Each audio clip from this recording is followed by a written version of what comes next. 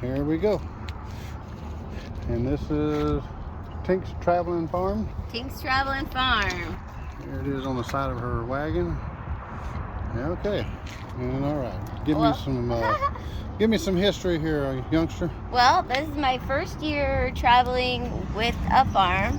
I've been out on the road 7 years and decided I wanted to learn about being more independent and not being dependent on going to the grocery stores and, being able to be a real nomad. So I started picking up rescue animals. Started with a couple of chickens, and now it has turned into 12 chickens, a rooster, 2 ducks, a goat, a bunny, and a dog. What's the goat's name? This is Little Bits Billy Blitz, but I just call her Baby Goat. And this character here, that is Luna. Luna, the pit bull the slash guard dog lover. He loves everybody. The guard dog. Yeah. So I built this coop. It's not quite done, obviously. And it's set up. Of course, I won't be able to get it out. It's set up just in travel mode. You don't have to open it up. I can video from the top. Yeah.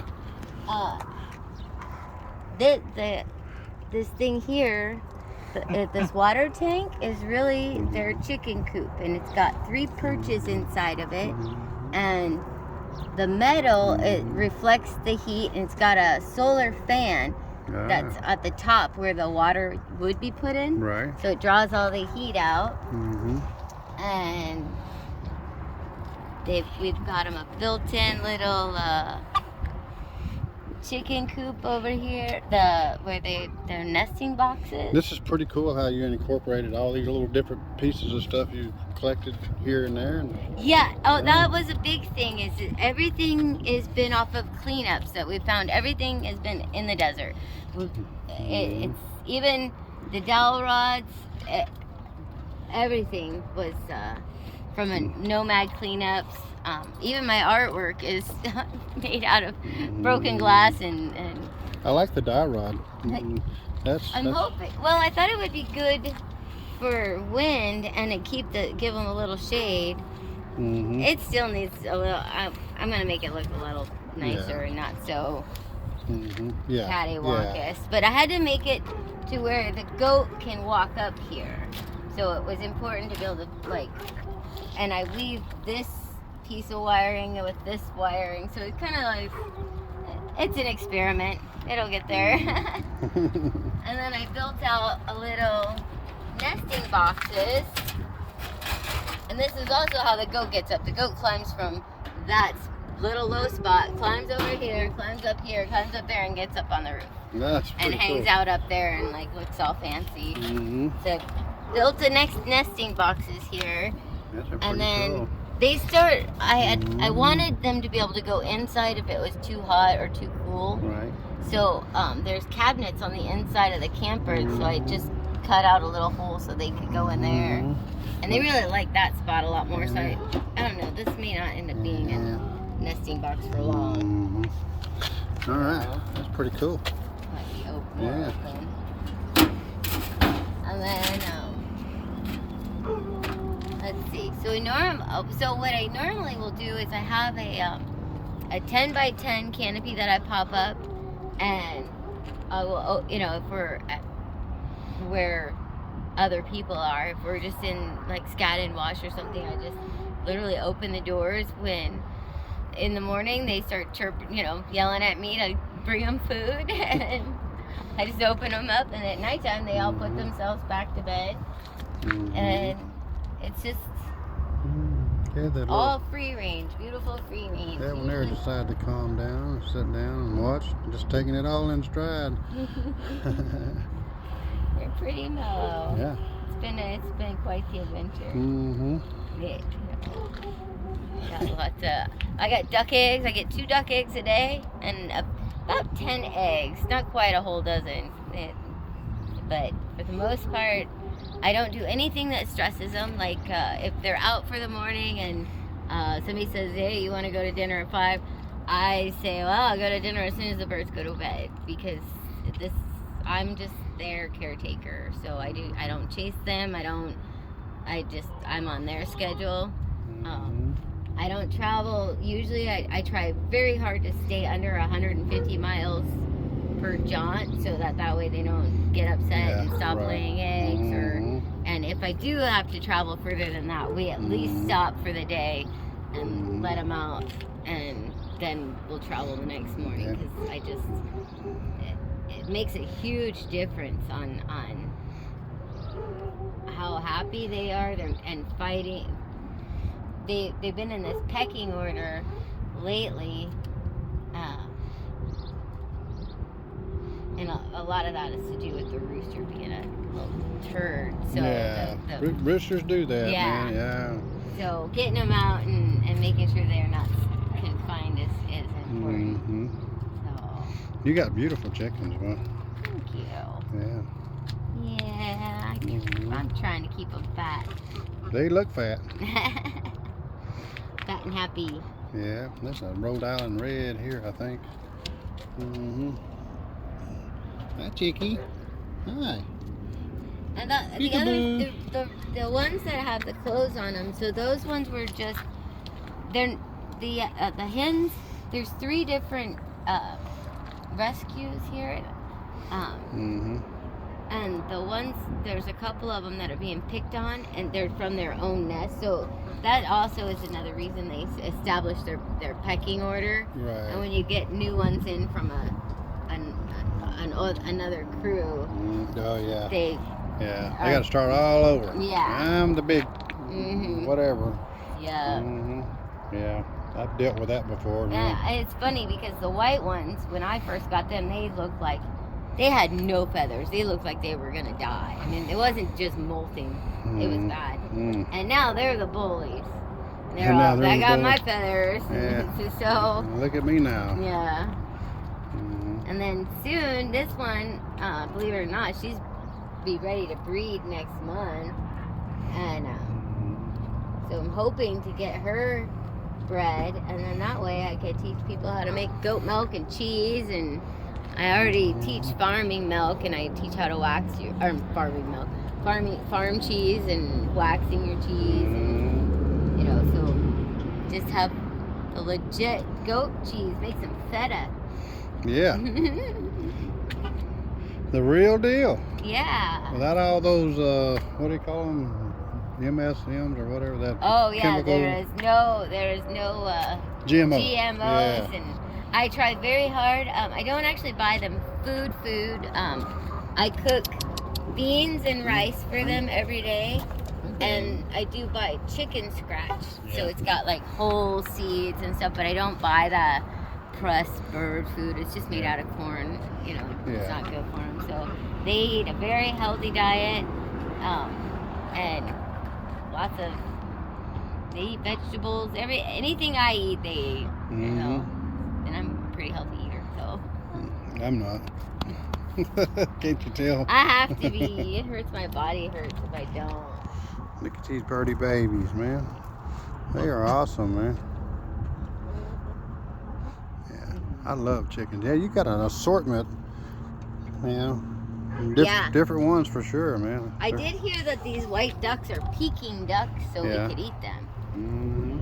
I'm talking about eating you. Right. Do the ducks, they lay eggs? Yes, Okay. they lay big eggs. You ever tried a duck egg? Yeah. Certain breeds of ducks, they lay eggs just like chickens, man. Yeah. They'll lay them two regular. eggs a day. Yeah. Yeah. There's a YouTube channel I was following for a good while. The guy was selling his goose eggs to the bakeries. Oh yeah. Yeah. That would be yummy. Yeah, he was making about $3,000 a month in sales. On goose egg? And that's just the ones he was selling to the stores. That's not the ones he to his neighbors and the ones he wanted the government to know about, and not the rest, I like to. I do enjoy. I have a lot of people that come up and like, oh, you got chickens, you have eggs. So I really selling eggs hasn't been hard. Dude, I don't need these out there. Yeah. Let's see where's your little rabbit? Where's the little rabbit? I do want to get him. There he is.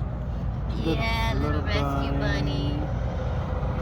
We try to keep him, I don't pet him. Yeah. Because I really want him to be wild. Wild. Go back to the wild. Yeah. That's kind of important. It is. I mean, I would love to breed rabbits. I think that would be awesome. That is. But, those are easy to raise, easy to breed, and make yummy meat. Well, and this one's so small that I don't feel like when you're born in a prison, you don't know you're in a prison. Mm-hmm. So, if you know, to catch a wild rabbit and put it in a cage would be mean. So, I don't know if I found a way, if I found out this would be a good, meat breeding rabbit, then I might potentially, because I had thought about turning this whole side prior to getting this bunny, was turning this side into a little, like having a couple of bunnies on this side, and then I got my meat, I got my eggs, and then I grow potatoes and grow, Yeah, I think you said you was growing potatoes in that bucket. Yeah, in here I show. So it's actually a laundry basket. No, look at them. They're actually growing. Yeah, so you can see they're halfway up, and then once it gets this tall, or it'll get a couple inches taller. You slowly start adding soil to it. I add the soil to it, and then in the summer, the sucker is, we got potatoes. They're going, yeah. Awesome. Hi, Mr. Duck, or Miss Duck, whatever you are. Quack, quack. They're both females. They're mad at me. They're mad at you because you're... they should be happy they're out of the sun. Well, they're usually out of their cages. They're never stuck. This is the first time they've been stuck in their cage for a while. So, Luna, but I'm going to have to move you over there around the tree because you're going to keep... Well, that's pretty cool. You ended up with a canoe. I know. I need it. That's going to drive me nuts because it's flapping around. Yeah, I'm excited about the canoe. I thought that was a pretty cool little thing. And then, so I had taken that whole back seat is my bed now. And then I took, I went to Columbia Basin College for welding. And I took, the rods go 3 foot back into the frame. Right. So I'm like a jousting rod now. If anybody get anybody, that would be bad. Yeah.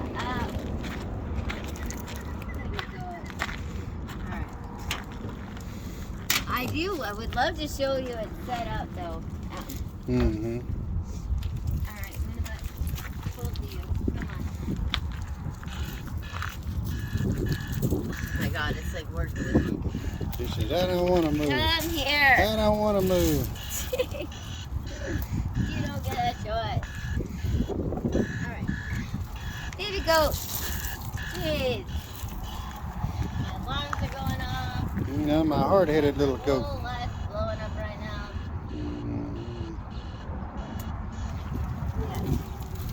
There you go. Too many alarms. Alright. Now you guys can fight over it this way.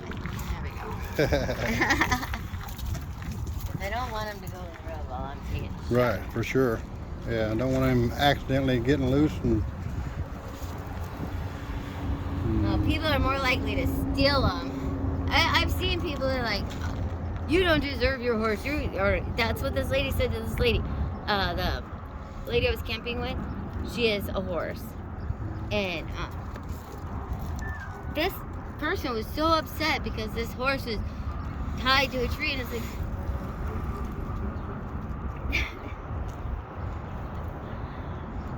people do not know animals. Like they have a perception of what they see them in a movie, and they don't realize the treatment of animals. And then when they're taken care of, they don't even realize how, just having the chickens free range. These chickens have such a better life than the animals that we're eating and what we're buying from the store. And people don't realize that. So when they see animals in loving condition, even though it's a cage still or a coop or whatever, people get really upset because they don't realize that all you know, how our animals are raised and stuff, and I don't know, I know what you mean. Yeah. It's hard to see it sometimes. Yeah. Well, I met a lady from New York that had never seen the stars. So for me, that blew my mind. She was like, she was blown away about all those freaking stars because they have so much light pollution that, you know, so I guess we only know what we know, but. Trying to find something to eat out from under the rocks. Find something, I'm sure. Yeah. A couple of syrup. I think this about wraps it up. I love your outfit. I think this is awesome, man. And I want to catch up with you again later. And yeah. Well, you'll probably see me at Havasu. Yeah. Come to Havasu. There we get all kinds of veggies and other food stuff. And yeah, that's what different grasses and bushes and stuff for your. Yeah. Get me on video when I'm not so dirty. Oh, you're all right. But anyway, I'm going to shut this down. It was a good interviewing you, and this is Tink's Traveling Farm, or Barefoot Tink, or Tink Barefoot. I'm not sure which one they call it. Whichever one it is. On Instagram, YouTube, follow me. Y'all look her up, man. She's awesome, man. With that, we'll catch y'all later. Y'all remember to hit that button, subscribe, and that little like button. The little like button. Hit that thing, man. Catch y'all later.